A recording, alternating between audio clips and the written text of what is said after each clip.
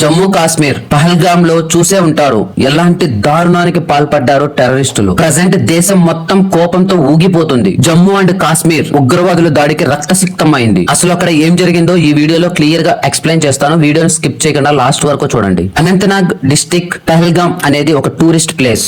ఇక్కడే ఈ పహల్గామ్ లో జరిగిన టెర్రరిస్ట్ అటాక్ లో మన ఇండియన్స్ హిందువులు 27 మంది చనిపోయారు. ఇక్కడ హిందువులు అని ఎందుకు మెన్షన్ చేశానంటే టెర్రరిస్టులు అదే పనిగా మీరు ఏం మతం వారు అని అడిగి మరీ చంపేశారు. పహల్గామ్ లో ట్రెక్కింగ్ అండ్ అందమైన ప్రదేశాలు చూడడానికి వెళ్లిన టూరిస్టుల పైన ఆర్మీ డ్రెస్ లో వచ్చిన టెర్రరిస్టులు మీ జాతి ఏంటి, మీరు ఏ దేశం నుంచి వచ్చారు, ఇవన్నీ అడిగి మరీ షూట్ చేసి చంపారు. ఆ ప్రాంతం మొత్తం శవాలతో రక్తంతో తడిసింది. ఇది మామూలు మారణ హోమం అయితే కాదు. ఇది ఒక రకంగా ఊహించలేని సడన్ అటాక్. ఇక చరిత్ర కూడా దీని గురించి ఎప్పుడు మాట్లాడుకుంటుందేమో. బికాస్ ఆఫ్ ఘోరాతి ఘోరంగా ఒక జాతిని పేరు అడిగి మరీ చంపారు. కర్ణాటకకు చెందిన మంజునాథరావు అతని వైఫ్ పల్లవి టూరిస్ట్ ప్లేస్ కి అక్కడికి వెళ్లారు. టెర్రరిస్టులు మంజునాథ్ని షూట్ చేసి చంపారు. ఇలా చంపడానికి ముందు మీరు హిందూనా లేక మతం ఏంటిని అడిగి మరీ షూట్ చేసి చంపారంట. ఇది ఎవరో చెప్పింది కాదు, పక్కన అతని భార్య పల్లవి గారు అదే పనిగా చెప్తున్నారు. అదే సమయంలో నన్ను కూడా చంపేయండి అని అడిగిందంట. వాళ్ళు నిన్ను చంపము, మీ మోడీకి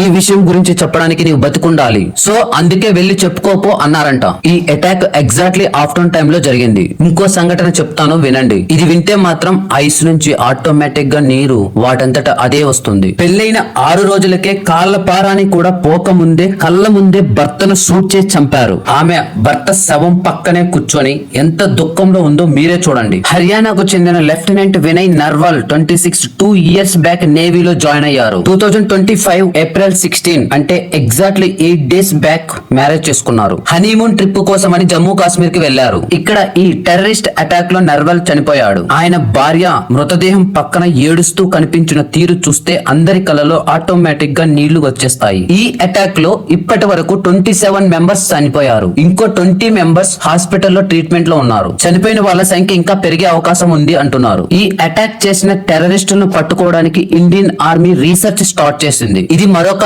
ఉరి మూవీ అవ్వాలని ఆశిద్దాం. ఏ ఒక్కరిని వదలకుండా మన ఆర్మీ కఠినమైన శిక్ష విధించాలి ఆ నా టెర్రరిస్టులకి. మన రాష్ట్రపతి నరేంద్ర మోడీ గారు ఒకే ఒక మాట అన్నారు, ఈ దాడికి పాల్పడిన ఏ ఒక్కరిని వదిలే ప్రసక్తే లేదని. ఈ టెర్రర్ చేసిన ఎవరైనా సరే ఏ ఒక్కరిని వదలకుండా శిక్ష పడాలి, లేకపోతే మాత్రం పక్కా 90 నాటి రోజులు మళ్లీ మొదలవుతాయా అనే భయం అందరిలోనూ ఉంది. ఈ పాకిస్తాన్ ఉగ్రవాదులను ఏరి పారేసే విషయంలో మన నరేంద్ర మోడీతో పాటు స్థానిక రాష్ట్ర ప్రభుత్వం కూడా కలిసి పని చేయాల్సిన అవసరం ఉంది. సో ఈ దాడి గురించి మీరేమనుకుంటున్నారో కింద కామెంట్ చేయండి. ఇలాంటి ట్రెండింగ్ టాపిక్స్ కోసం మా ఛానల్ ని సబ్స్క్రైబ్ చేయండి. Thank you for watching.